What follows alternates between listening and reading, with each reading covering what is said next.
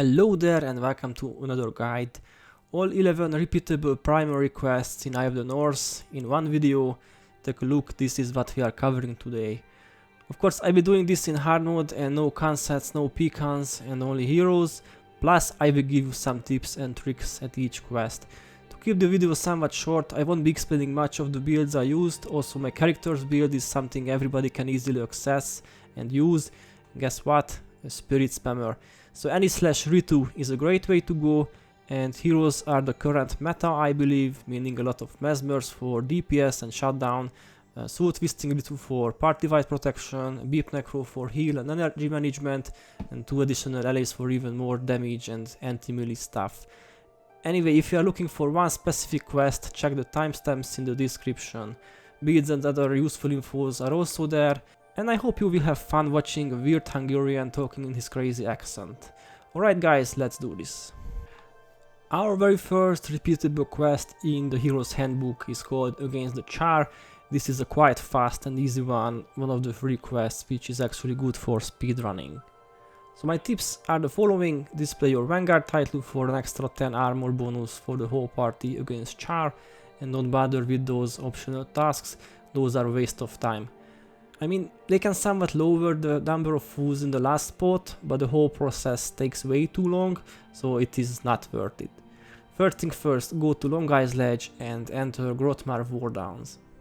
Chances are you will run into some mandragores and scales, but you can reach the Vanguard helmet quite easily. I wanted to speed up the first part, so I left my heroes behind. Some of them died in the process, but it's okay, the quest is an easy one. Just talk to the helmet and click on yes.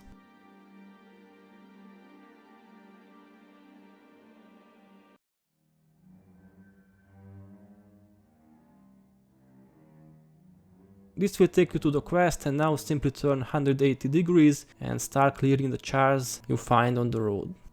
Technobabble on the fire elementals works like a charm, also works well against other coasters. There isn't much news here, plenty of Charr warriors, some Charr rangers. This will be no problem since we have Blinding Surge LA and the Soul Twisting Ritu as well, so it's more than enough anti-melee skills.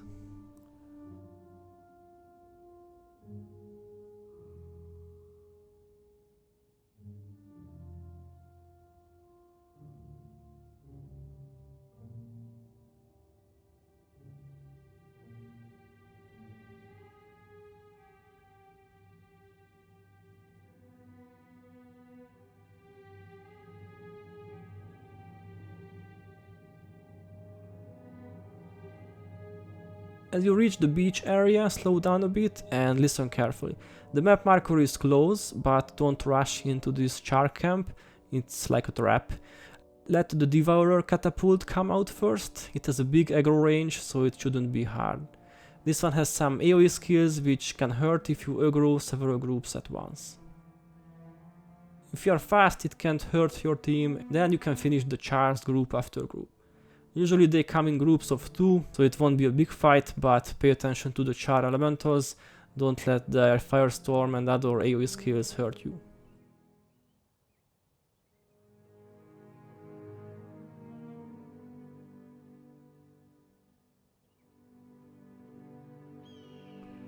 Finally you can aggro the 2 bosses from this spot, and there is no need to clear the last group on the other side.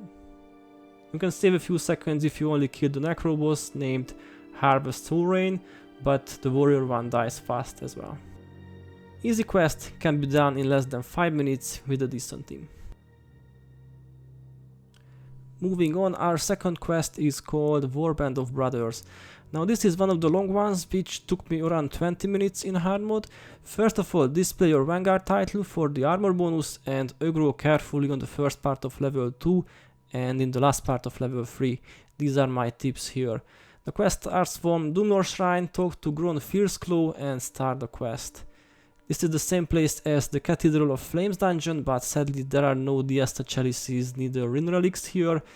And generally speaking, there are 3 levels and each level has a prisoner to rescue. In order to do so, we must defeat different Charr bosses who drop prison keys. Level 1 is more like a warm-up for the harder levels.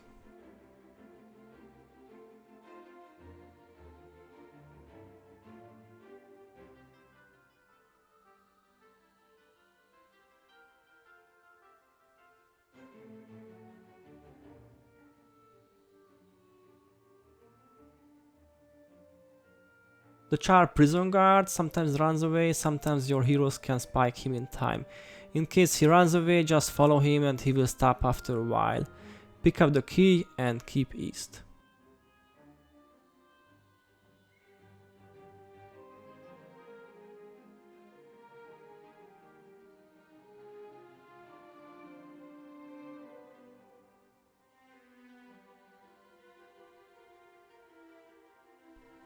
Last group and we save the Charr prisoner. These prisoners will be added to the party window as allies, and actually they are quite useful. They have elite skills and all, and not like some Elonian wannabe god characters.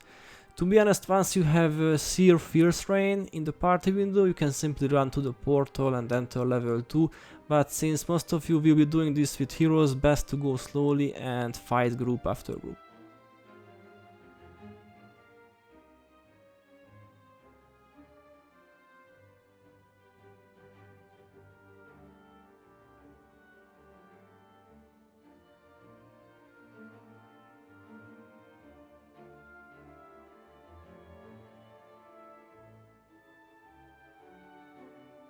The first area of level 2 sucks. This is a very crowded spot, but if you wait a bit, some groups will come to you, but not all of them.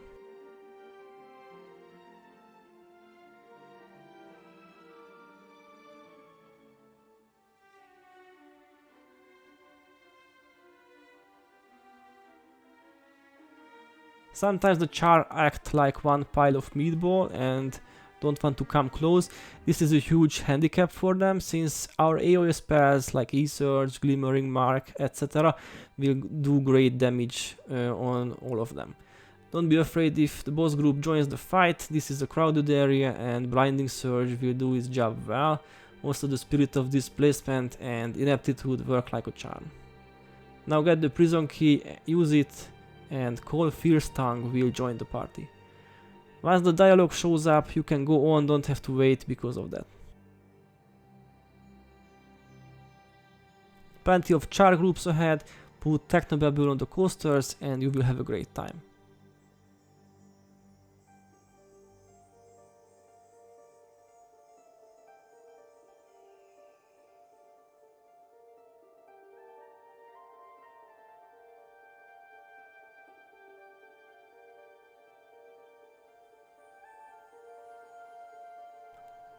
Charr Seekers on a hill don't look good, maybe use Displacement, Shelter and Union on the Ritu hero in advance, and the group behind will surely cause problems as well. Well, I like the Charr's AI stand still and don't move, they are very generous.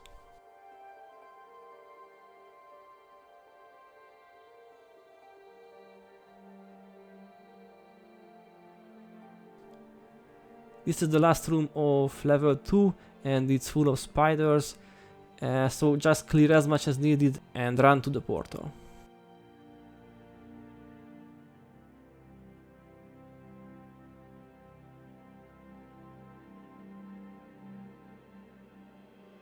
Level 3 starts with 2 Charrs, then a big group. Warriors only, no chance against our meta team.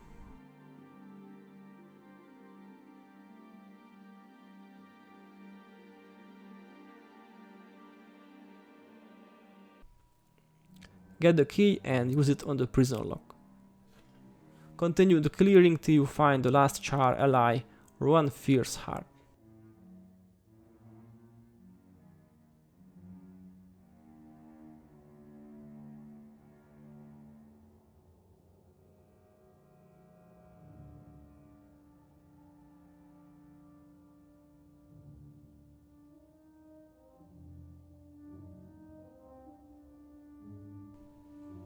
Don't forget to pick up the key and open the gate.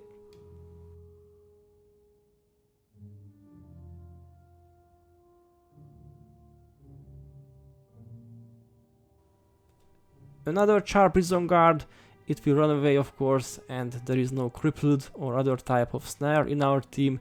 No problem, we will get it soon.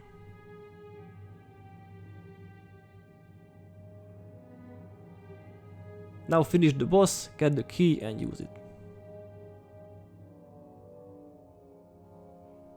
Now turn right and clear those W Charr groups at each location. I wasn't sure if they would attack or not as we approach the big boss, so I wanted to be certain. It's only a small extra work and you know, safety first.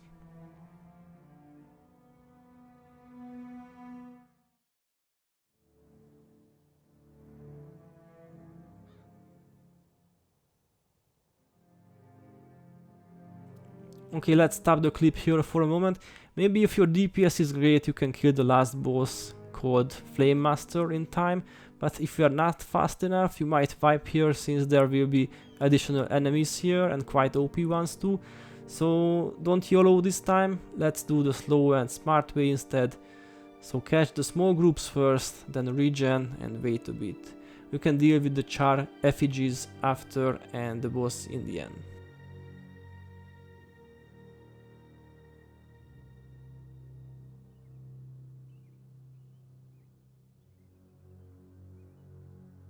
Okay, now the two effigies, they possess strong fire spells, they deal double damage and have a skill called Shield of Fire, which will reflect damage back to you and your party. Definitely aggro just one at a time. Now we can finish the quest with the boss.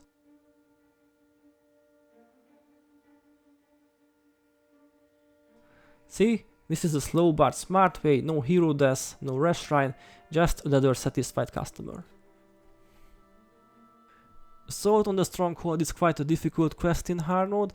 I've tried several builds and this is what I came up with, a very beginner friendly one. Basically you put all the bonds on the armored Saurus, you kill some Charr, then some destroyers and the quest is done. Okay, I know it's not so easy in reality as I've described it, but it will work well, I promise. So this is my best tip, put bonds on the armored Saurus and display your Vanguard title. Now let's see how it goes in action. Travel to Doomlord Shrine and enter Dalada Uplands and talk to Roan Fierceheart to start the quest.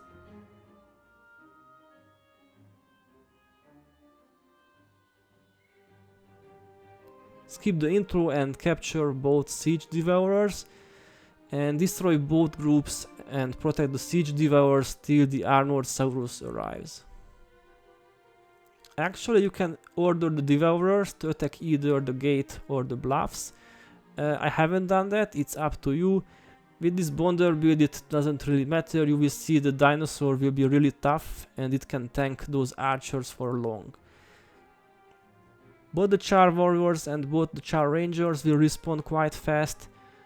You better stay away from the gate area, rangers will spike you easily. You know, the higher elevation works really well for bow builds. The Armored Saurus is here, put Life Bond and Life Barrier on him and just lay back and let him do the dirty work. In the meanwhile, clear the surrounding areas, let the Devourers help the Saurus with their siege attacks.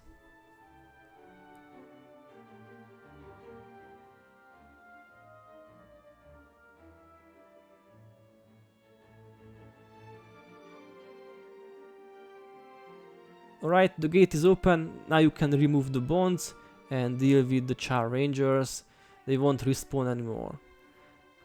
I haven't mentioned yet, though it's quite obvious, use your other protection prayer skills when you can, and I highly recommend you hack the walls and only deal with one side at a time.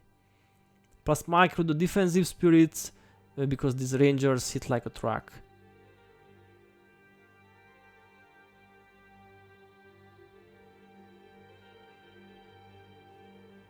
Okay, no more rangers, this big Charr group will be run away, don't bother with them yet. Focus on the remaining groups on the left and on the right. The Charr prophets should be your target. Anyway, not many Charrs left, feel free to use the Delver title from now on, because plenty of destroyers will arrive soon.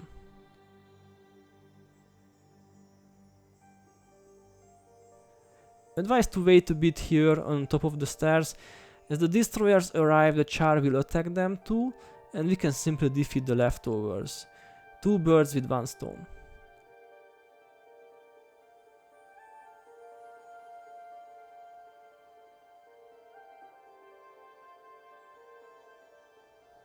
With a well-placed pain inverter you can kill the Charr boss quite nicely, but make sure you have at least the Spirit of Shelter activated, and of course I had none and the poor Beep Necro got killed easily, never mind.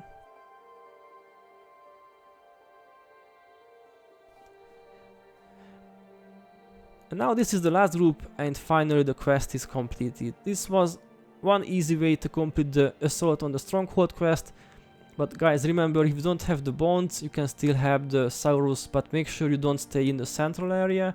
Go either left or right side, close to the walls, so the arrows can't reach you too much. Moving on, our next stop is the Curse of the Nornbear. Best tip here is to forget about the Woven Blessing, simply go to the Nornbear's spawning points. Plenty of Jotun Mesmers, Necros and Warriors, they have a lot of HP they can knock down, so they are rather annoying foes, but the meta will work fine.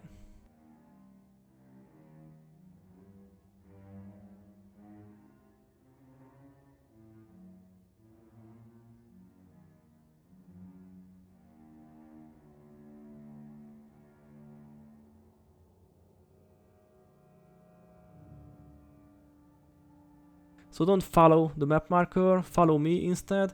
You can save a minute or two like this.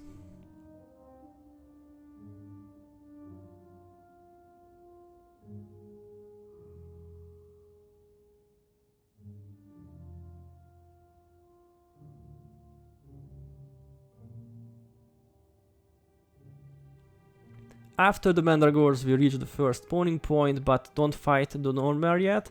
It's a waste of time if you do that here. Just flag heroes like I do and go to the next spawning point.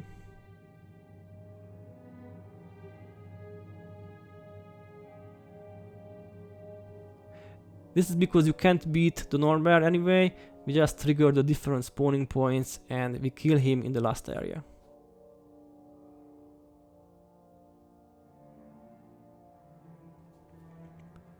Okay, second point on the top of this ramp, flag heroes after the Nornbear has appeared.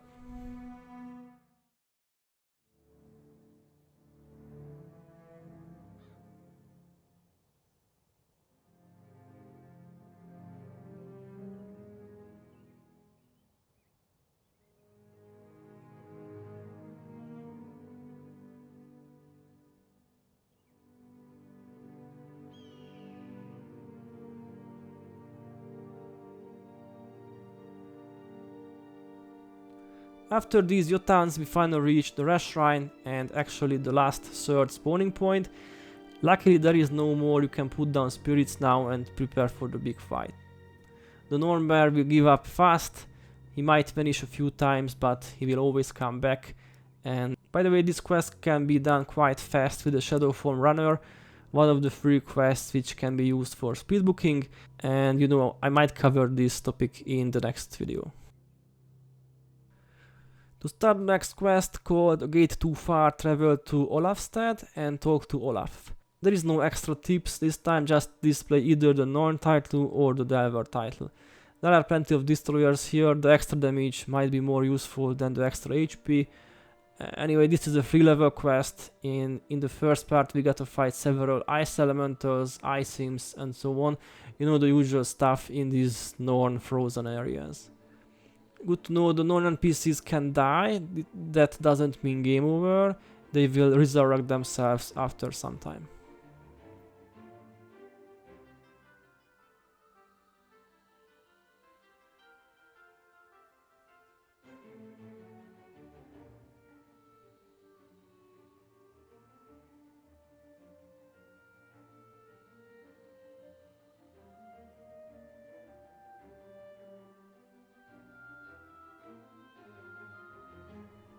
As we get to the Shrine of the Raven Spirit, the destroyers will pop out from the ground.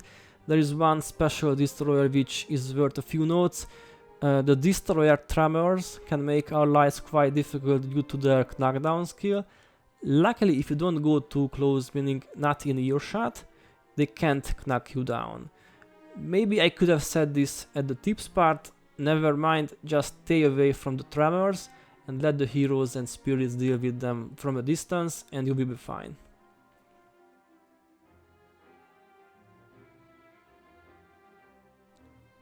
Now keep farming the destroyers, then you can take the Raven skill if you want to, but it's only optional, and honestly you can be more efficient with this SOS bar.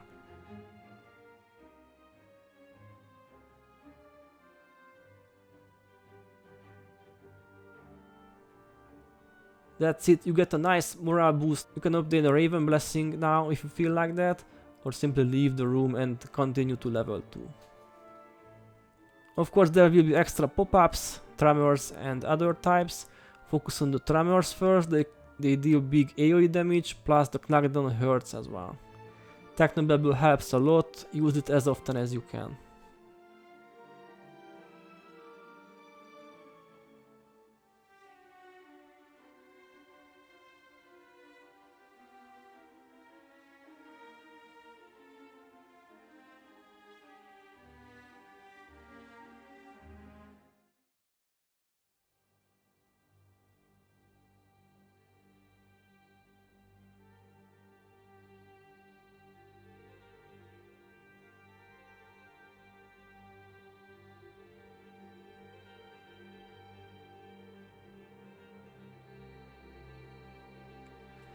The death of the last destroyer opens the gate to level 2.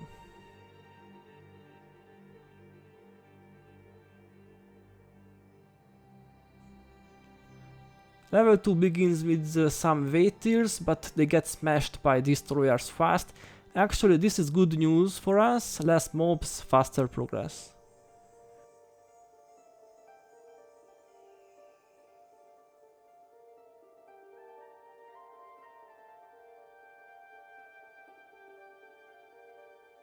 Same stuff here, weight tiers will be gone and destroyers take their place.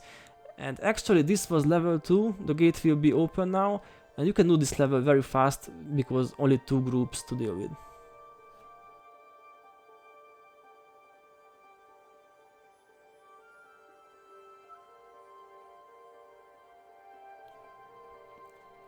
Level 3 isn't long either, advised not to YOLO like I did, because 2 groups will attack us from both sides. We did it, but I think a safer slow will aggro and precosting the defensive spirits is the way to go.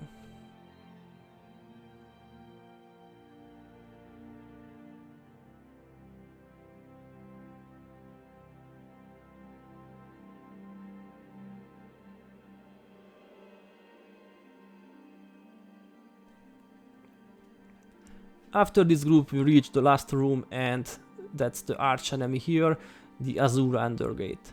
We must stop the destroyer's flood, and in order to do that we must clear the room first, then destroy the portal as well.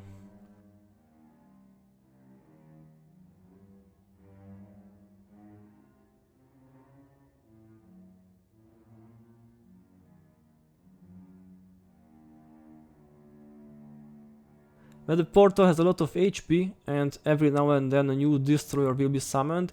Wiki says after around 10 summons no more will come, but I didn't want to wait that long, so we focused on the Azure Undergate instead of the summons.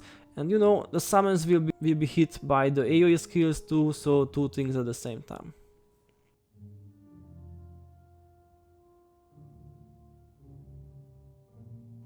And that's it, finally another quest is completed. Bloodwash's blood is unique in a way that you can do several shortcuts if you possess Urzan Blessing. Now I think the Urzan days are long gone, and there are more viewers here who don't have Urzan than viewers who have this skill, so let's do the classic way instead. If you are interested in the shortcut, you can read it on wiki. So first thing first, travel to Long Ice Ledge and enter Piora Marches. Basically this is the same as the Weight Tears Farms route. Run through the area and avoid as many groups as you can. Keep west till you find a portal leading to Jaga Moraine.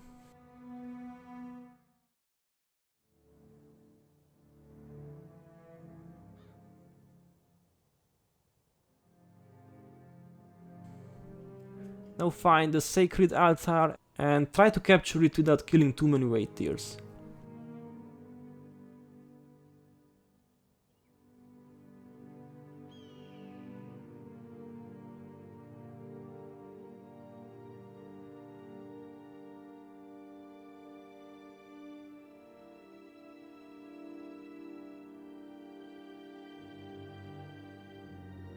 Okay, the bear spirit has arrived now. Talk to him and go back to the portal.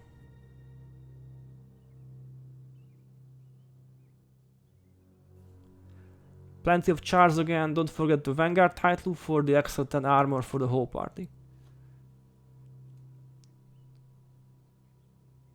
Sometimes Mandragores, sometimes Charrs, even Ice Elementals in some parts. They are not really welcoming, so don't be kind to them.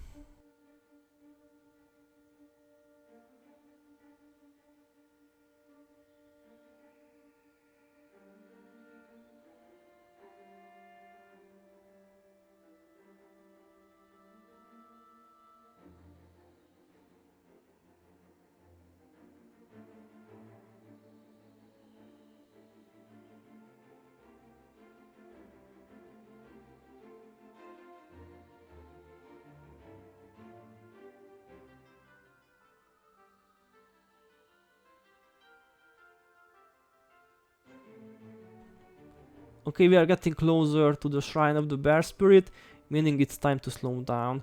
There are 3 groups here, each group has a boss. The ally and the ranger ones are dangerous, might be a good idea to put down some defensive spirits in advance. I'm looking at you, Mr. Soul Twisting Rito. Anyway, when you're facing the ally boss, make sure not to use Technobabble on the boss. It only works on non-boss foes. You can spread the daze condition though, if you use the skill on some other mobs. If you see some AoEs, flag heroes out of the danger zone, you know how dumb they can be.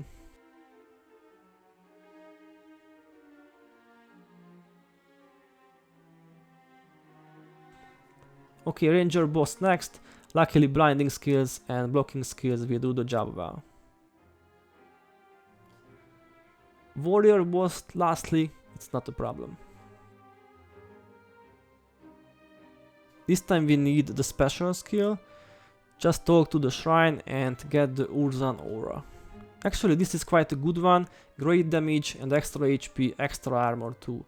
This skill and the Urzan blessing are the only 2 skills in the game which can complete this quest, because there are barricades here and we can't get through them unless we have one of these unique abilities. So just use Urzan Force at each barricade, this will take you through the barriers.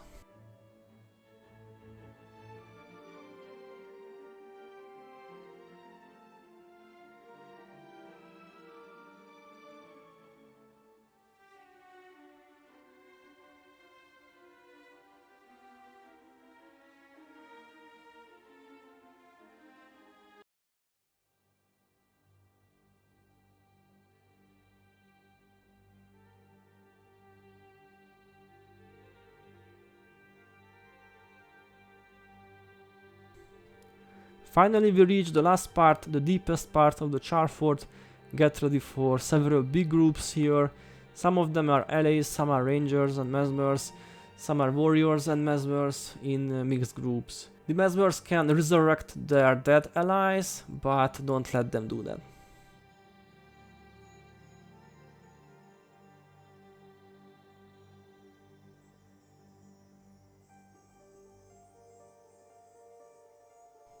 The monk boss isn't a big deal for our mesmers, we can take him down fast.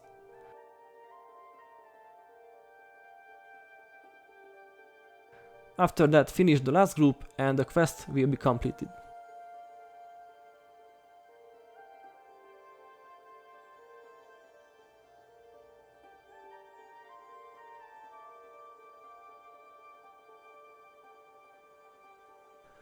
We are moving to another big region. Azura territory comes next. The Elusive Golemancer is our next quest.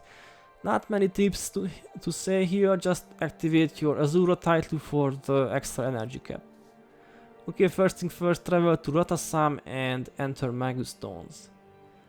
The first part is full of Wind Riders, try to avoid as many as you can. Position yourself like I do, away from the heroes, and try to put Technobabble on the mesmers. I know it's not easy since the Wind Riders can interrupt well, but one can always try. Anyway, microing the ST hero in advance can help a lot.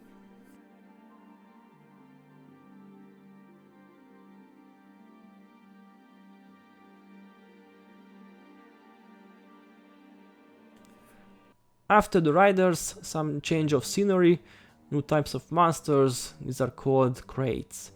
Focus on their monks, the ones called Crate de Vue.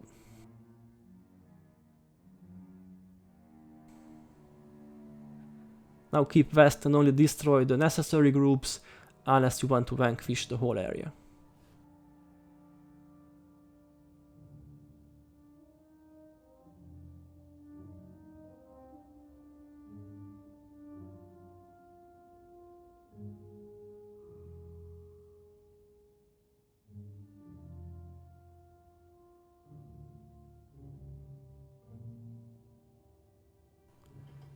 Now some frogs, they have a pretty bad hex but otherwise quite weak opponents.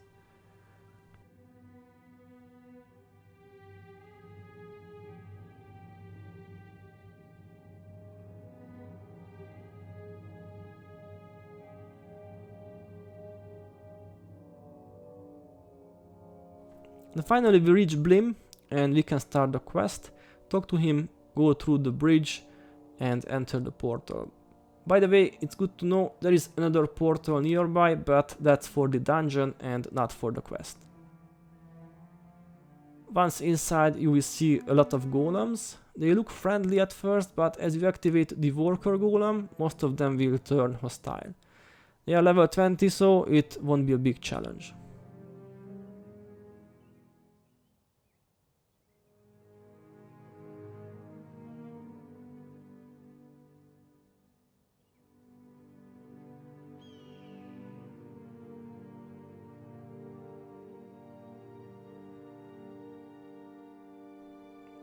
Clear the room and the worker golem will open the gate.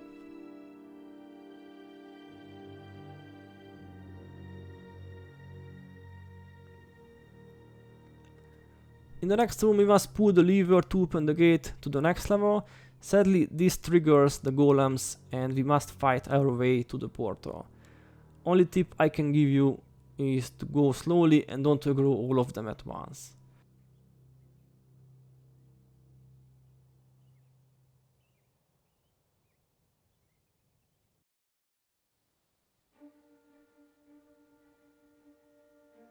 These are much stronger than the ones in the previous room.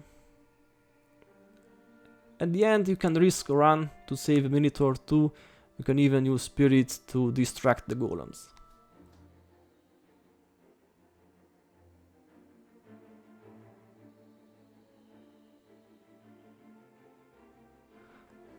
Level 2 starts with another tricky situation. If you touch the mystical key holder, golems will try to kill you, but if you drop the key, they go back to their friendly version. Of course you can use this to your advantage. When the golems are friendly, just flag your heroes away from them, preferably in the direction of the next room. You can even use your spirits as meat shields. Only pick up the key when heroes are in safety. Finally put the key to the other key holder and this will open the gate. The next room is quite a hot one, plenty of fire traps, fire darts and a single worker golem who provides some protecting ward. You can save time if you ignore the golem and simply run straight to the next area like I do. Some hero flags are needed here and there and a golem or two must be killed in the last part, but otherwise it's a fast one.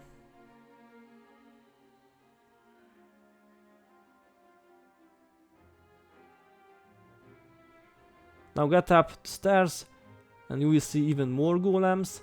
We need to collect 2 worker golems in order to open the next gate and reach level 3.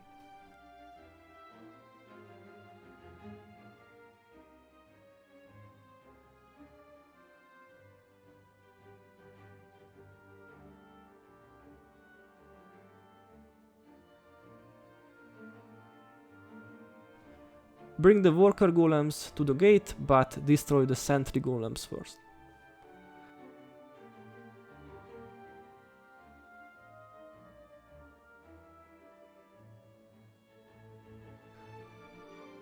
Okay, no more golems. Now move like I do and let your worker golems find their position.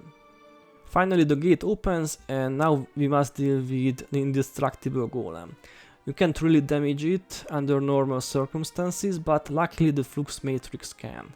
First put down the spirits to distract the golem, then pick up the matrix and charge it.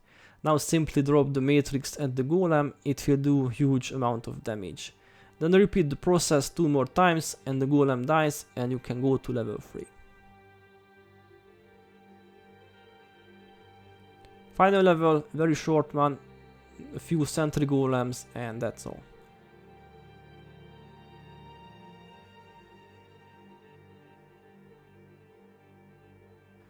The big pile of golems won't turn against you, you can simply run straight to Ola and that's it, another quest in the pocket.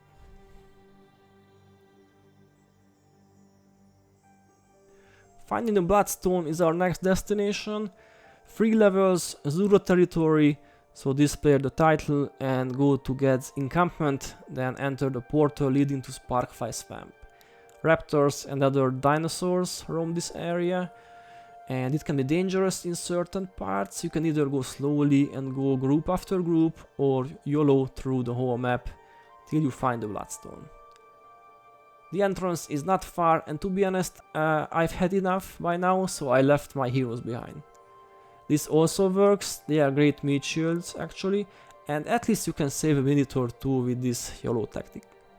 Okay, the most important part, the inscription stone takes you to the quest, but if you go further, then you enter the dungeon.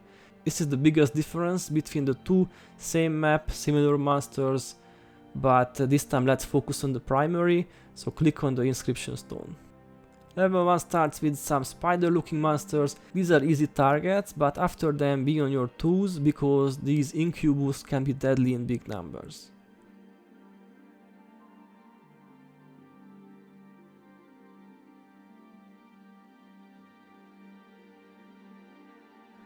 Always kill the allies first, those are called Stormcloud Incubus.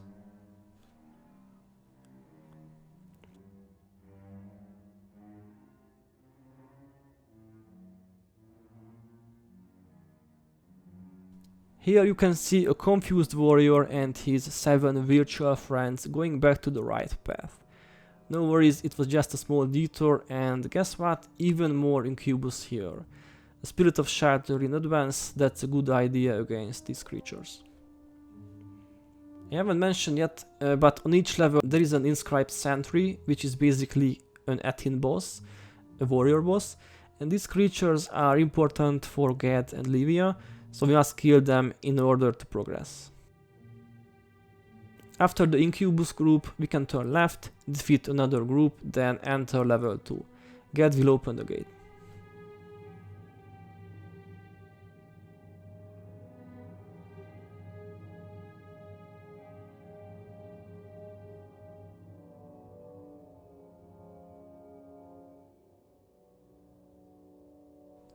Level 2 has somewhat new enemies, Skalks, and good news, they are not as bad as the Incubus. They are more annoying though, plenty of hexes, conditions and so on.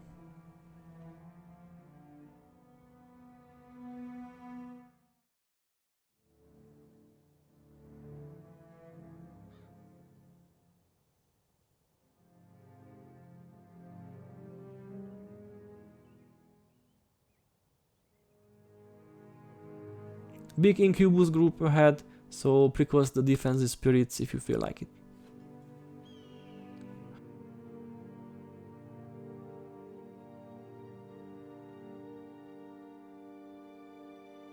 The thing I hate the most about the Incubus is their ability to vanish. This is unfair, to be honest, and if you try to leave them behind, another group pops up, like now, and then you must deal with twice as many. Never mind, destroy them all.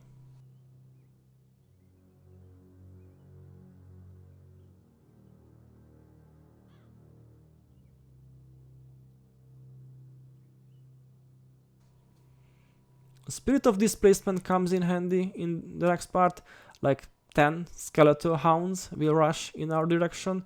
Blinding skills help as well. Hip hip hooray, last room and the boss. This tactic is something I have learned recently. Position your group close to the gate and aggro the boss from there. This way you don't have to bother with the hostile undead groups. otherwise this fight can be a big mess.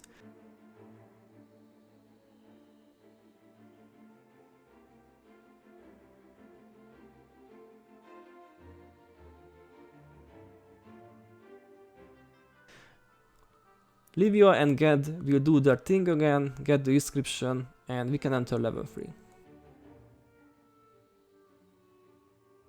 Last level, only a few mobs here, we can complete this one fast. So after the Skalks, we arrive at the Bloodstone.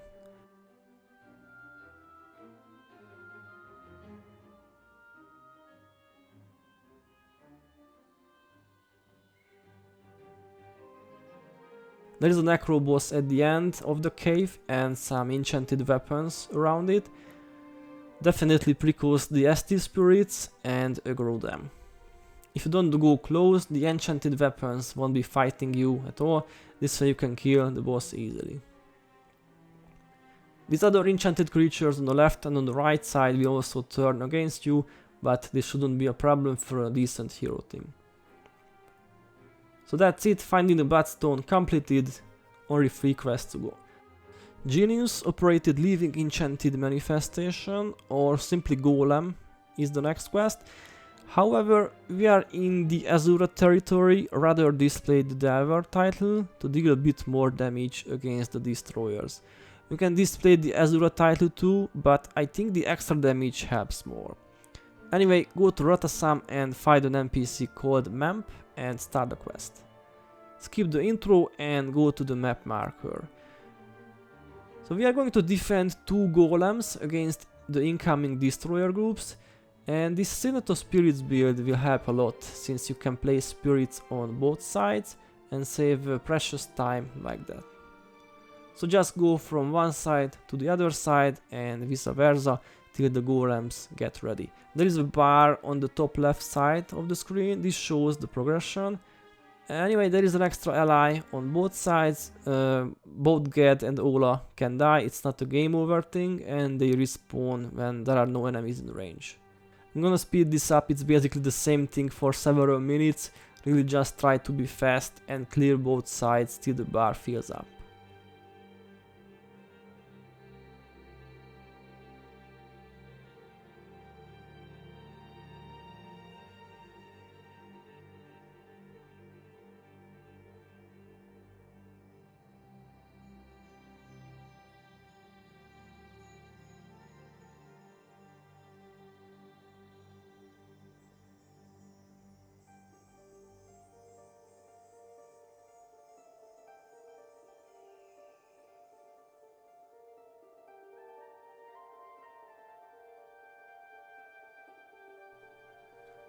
After around 5 minutes or so the golems get ready, now talk to Sokka and drop the beacon to create the golems.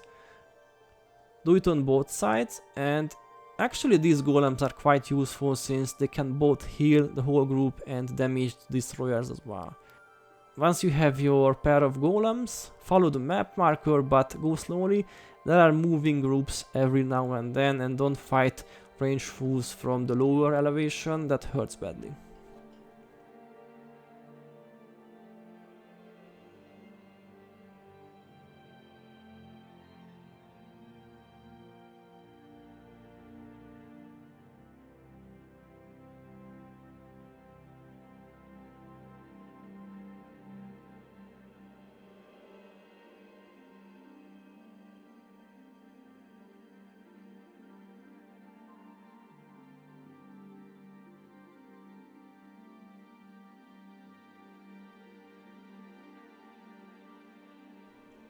Finally defeat the 2 bringers of destruction to finish the quest. These are warriors by profession and they can create other destroyers, but besides that they are rather weak opponents. And that's it, the Golem quest is completed now, only DD and the Great Destroyer left. Destruction Depths, or DD in short, probably the most difficult of all the Eye of the North primaries. Well, this is what I believed, but after reading a really good tip on wiki, I'm not so certain anymore. In short, there is a tough part in level 2 which sucks in hard mode, but if you use a narrow bridge area you can boil the destroyers nicely with the help of the golems. Okay, first thing first, display your Delver title, then travel to the central transfer chamber and enter the battle depths. Keep left and talk to Yeli's Iron Hammer to start the quest. It's a 3 level primary, and on each level you get 3 powerful golems. Activating them requires 15 energy each, meaning if you're a melee character, make sure you wield the staff, and the Beep Necro will give you a nice energy regen. You can switch the golem's fighting style from melee to ranged or to defense. Honestly, I haven't changed the thing, but feel free to do that, it's up to you and your own preferences. This place is full of destroyers, of course, but every now and then we see some different foes like waiters, elementals, riders, etc. If there is a Spirit of Quickening Zephyr nearby, make sure your heroes have enough time to regen some energy. You know, those spirits make skills recharge fast, but for 30% more energy. Mesmer heroes will have an empty battery in no time.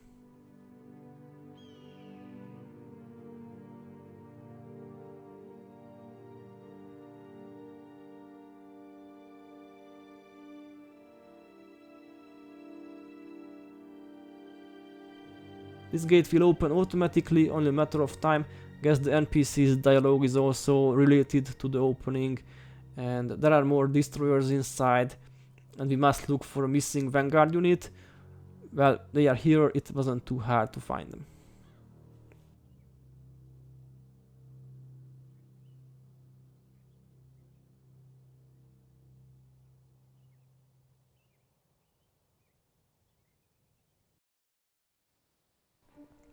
The next part is quite challenging for non-meta groups. A boss called Avatar of Destruction, Dervish one, and its allies. Definitely pre-cost some defensive spirits before the battle. Anti-melee skills like Ineptitude, Blinding Surge do a great job as usual.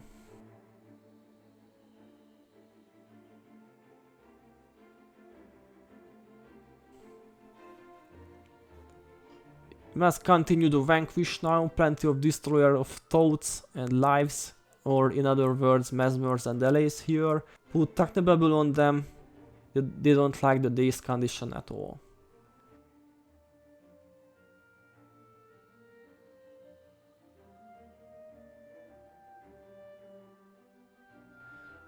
We are almost at the map marker, but the next room is very crowded. Make sure you only aggro one group at a time.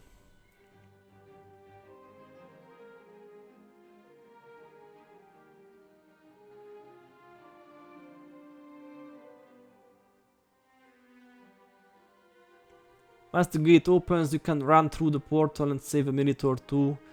No need to clear the whole room here. Level 2 now, we must do the golem stuff again. 45 energy for a warrior sucks badly. It reminds me of the OP Deep Freeze Meteor Shower warrior build. Never mind, the Big Necro saves the day as usual. This level has some riders at first, closely followed by destroyers and plenty of other foes. I never liked Quickening Zephyr, so yeah, we must get rid of that first and deal with the destroyers after.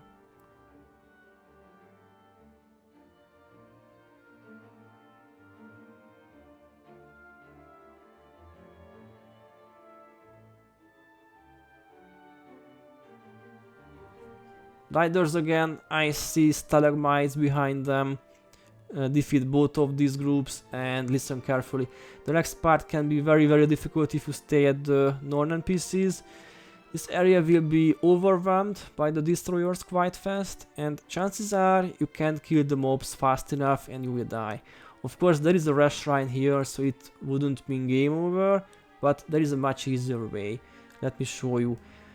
By the way, this was a copy paste from Wiki, it's not my own idea, but it works really well. So the idea is that the golems can body block the destroyers in this narrow path, and we can focus our forces on the bold up destroyers. Many of the destroyers are melee, and this will make them completely useless basically. Even if a golem dies here, its body will stay there, meaning it can continue body blocking a big pile of monsters. Alright, let's see how it goes. This clip you see now was my very first attempt with this tactic. told you guys, it's quite difficult to kill them all if you stay in the central area. So now make sure you have the high ground and don't leave the bridge. You can pull the enemies with a longbow or flatbow.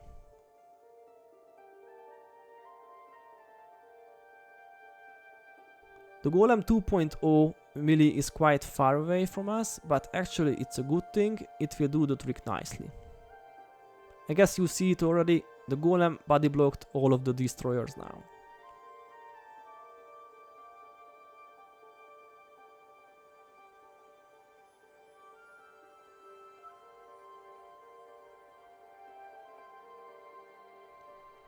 Boss group now, same method, same results. And that's it, basically the worst part of the quest is done. Okay, let's cross the bridge one more time and wait at the gate. Olaf will open it shortly.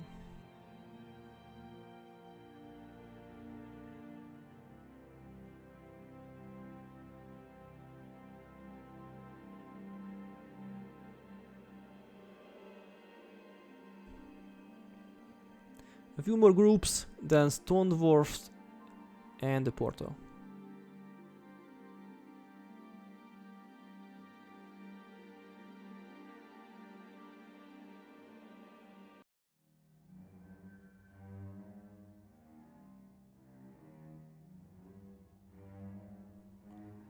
We must wait a bit for the dialogues and go through the portal leading to level 3.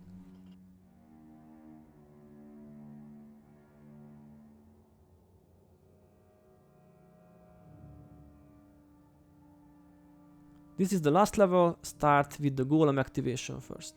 It's easy to lure groups here because of the elevation, simply switch to your longbow or flatbow and pull groups like that.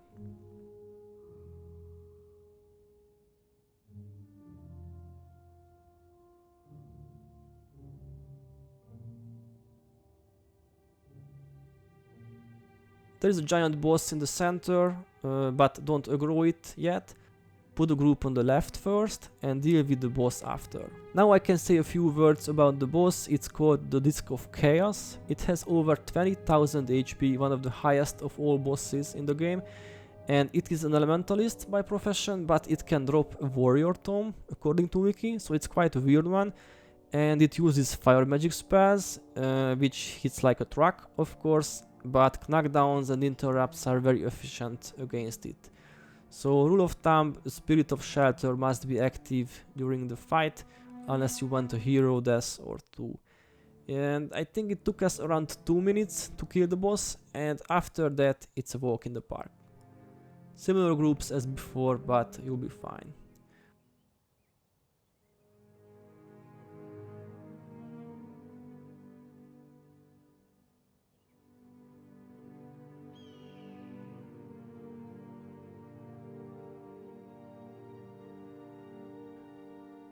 The whole area must be free of destroyers to get credit for the quest. Distraction Depths is completed now, only one quest left and we are done. And here it is, the last of the 11 primaries, time for heroes, aka defeat the Great Destroyer. To be honest, this is a very quick one and can be completed in 90 seconds or even less. I'm gonna show you 2 ways. The first is a classic 7 hero one and the second way is a solo one. Okay, some tips before we start. Make sure you have knockdowns and interrupts. The Great Destroyer is very vulnerable to these 2 things, and as long as the boss is on the ground it can't hurt you.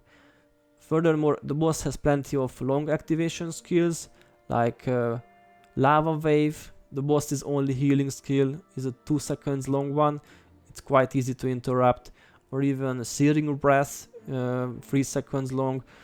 And of course the boss has somewhat faster activation times than the standard values since we are in hard mode, but still there is enough time to slow down him with the knockdowns and interrupts. Psychic Instability, You Move Like a Dwarf, Brawling Headbutt, Cry of Frustration, etc. These are all very effective skills here. Another tip, the boss can knock down quite regularly, so make sure at least your own character has I am unstoppable to prevent knockdowns during the fight. And of course the Delver title helps much, summoning stones can help as well to kill the boss even faster. Alright, let's see the 7 hero wave first. I made some adjustments in the hero builds. I added psychic instability for the extra knockdowns and interrupts, and thunderclap for the allies. Spirits aren't really useful here, so forget the SOS build. Burning kills the spirits too easily, so I voted on a dagger spam as a secondary instead, with You Move Like a Dwarf and Way of the Empty Palm. The latter helps with the energy management, and the build works for any profession because it has only assassin skills. Okay, first of all, travel to the central transfer chamber. If you can't find the outpost at first, check above the axe band, and once there, find the high priest Alcar, talk to him and start the quest. There are a few additional foes before the boss. Defeat them fast and save your best skills for the big fight. You will see there is lava everywhere. Also the boss can knock down very frequently from great distances, and burning condition is also very common.